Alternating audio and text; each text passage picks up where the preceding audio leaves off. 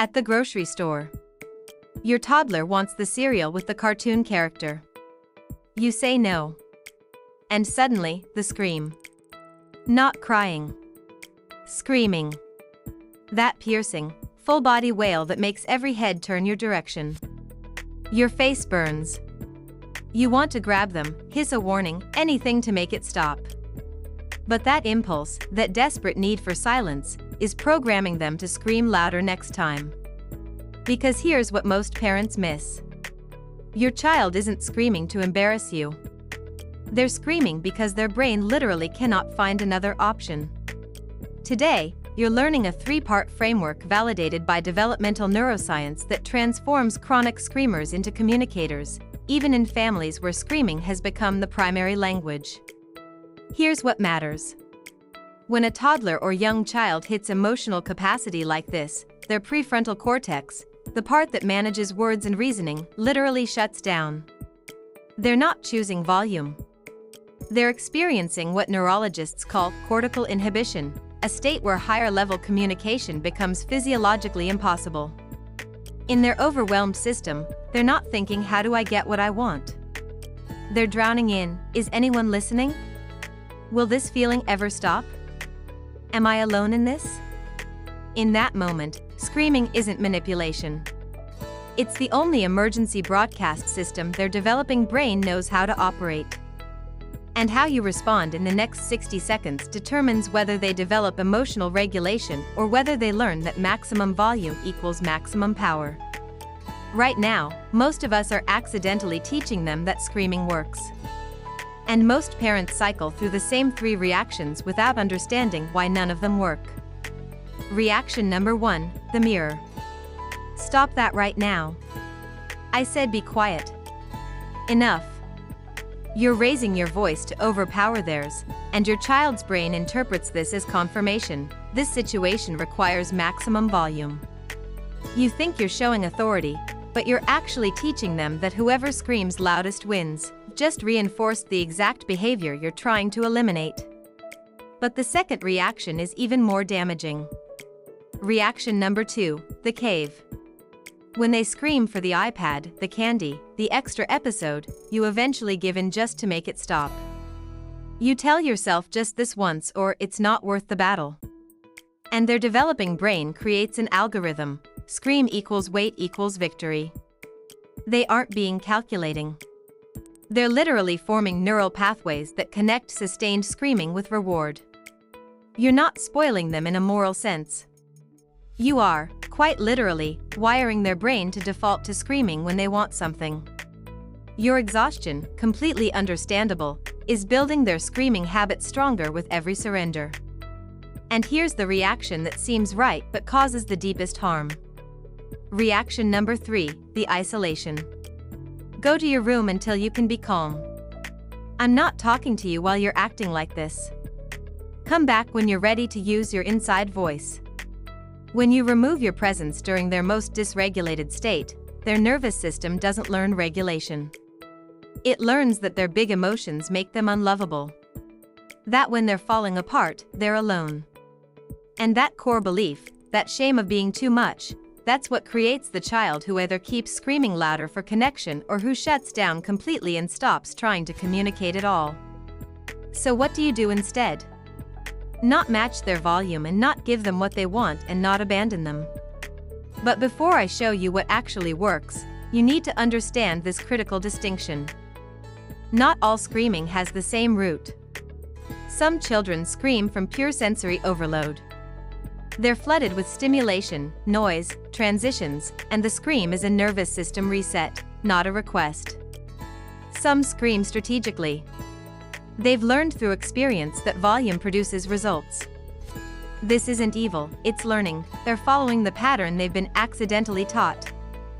Some scream because they're developmentally behind in language. When a 2-year-old has the emotional complexity of a 2-year-old but the vocabulary of a 12-month-old, screaming fills the gap between what they feel and what they can say. And some scream as a trauma response. Children who've experienced inconsistent caregiving or whose needs were ignored when they expressed them quietly learn that only crisis-level communication gets attention. Each root cause needs slightly different support, which is why the framework I'm about to show you is so valuable. It addresses all 4 types simultaneously, meeting the child exactly where they are without you having to diagnose which category applies. When you examine the interventions that actually reduce chronic screaming, backed by 2 decades of pediatric behavioral research, they all follow the same 3-part sequence. It's called the ACE framework: anchor, channel, expand. It sounds almost too straightforward, but when you implement these 3 moves in order, you fundamentally reshape how your child's nervous system handles emotional intensity. Here's the exact protocol. Step 1. Anchor. Instead of responding to the scream, respond to the nervous system underneath the scream. Get down to their eye level. Place a calm hand on their shoulder or back if they'll tolerate touch. Your child is in neurological freefall. And if you're frantic, lecturing, or visibly frustrated, they spiral further. Instead of, "What is wrong with you? Why are you screaming?" Use your words. You say, "I'm right here. You're safe. Take a breath with me."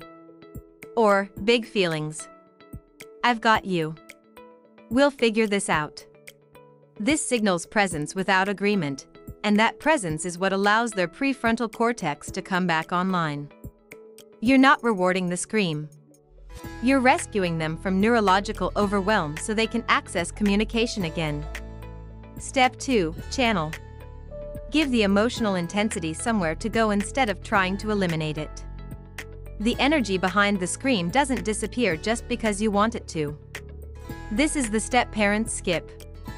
They anchor, then immediately try to problem solve or redirect.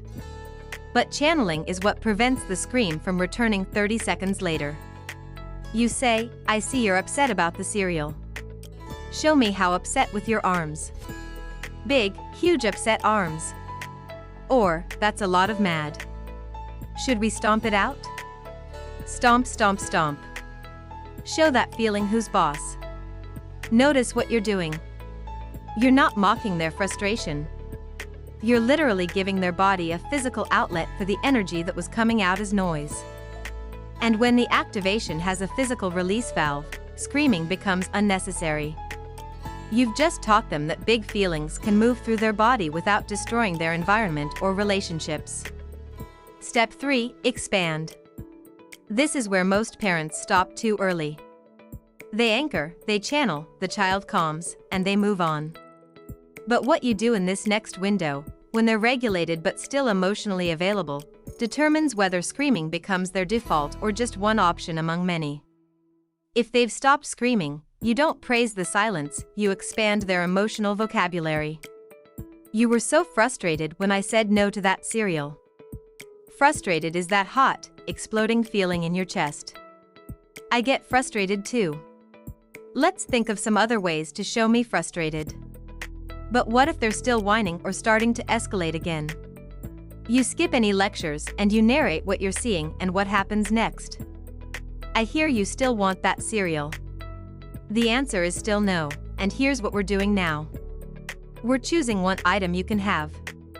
By doing this, you show them that screaming didn't change your boundary, but it didn't destroy your connection either.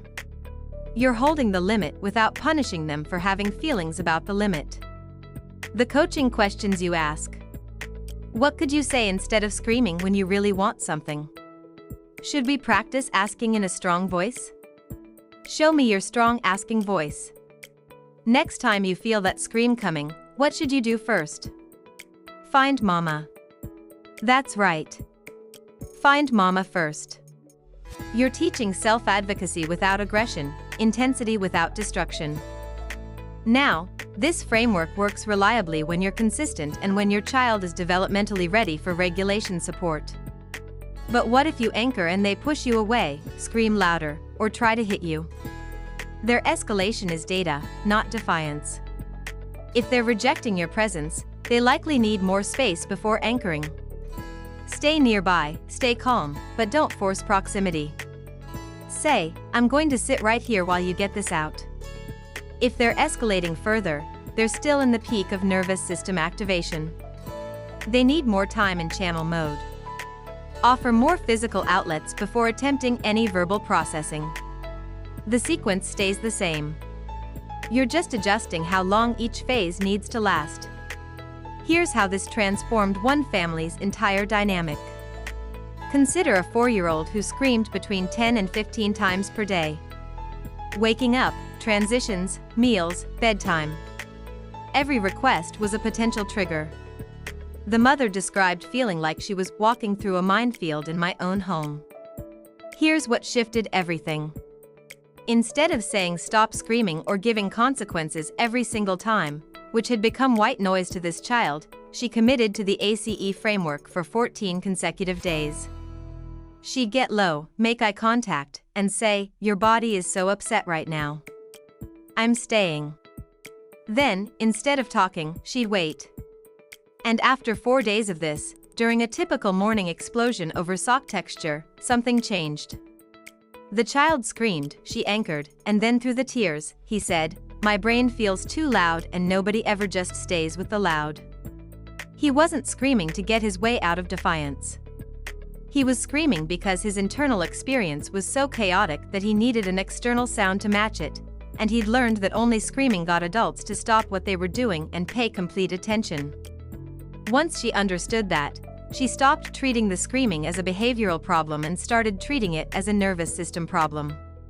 She built in more sensory breaks, gave him a reset corner with heavy blankets and fidgets, taught him to say, "I need a body break," and within 3 weeks, the daily scream count dropped to 2 or 3, and those were shorter, quieter, and followed by communication.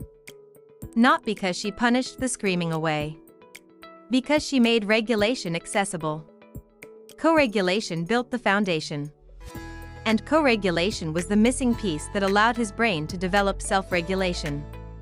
Now, most childhood screaming is a normal, developmentally appropriate communication challenge that responds to what I've just outlined.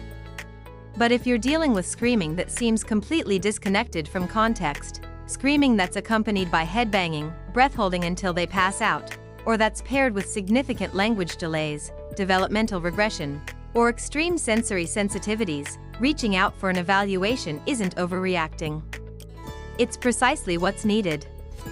Sometimes persistent screaming isn't about behavior at all. It's a signal of auditory processing difficulties, autism spectrum communication challenges, or anxiety disorders that need specialized support beyond parenting strategies. Getting that assessment early doesn't mean you failed. It means you're giving your child access to exactly the support their specific nervous system requires. The truth about chronic screaming. It's rarely just about volume. Children who scream constantly are often the same children who hit when they're frustrated, melt down during transitions, and refuse to follow simple instructions because their entire regulatory system is running on a hair trigger. So if you want lasting peace in your home, you need to address the underlying nervous system dysregulation, not just the symptom. And one of the most misunderstood symptoms of dysregulation? The child who seems to ignore you completely, who looks right at you when you give an instruction and does the exact opposite, especially in families where parents feel like they're repeating themselves 50 times a day.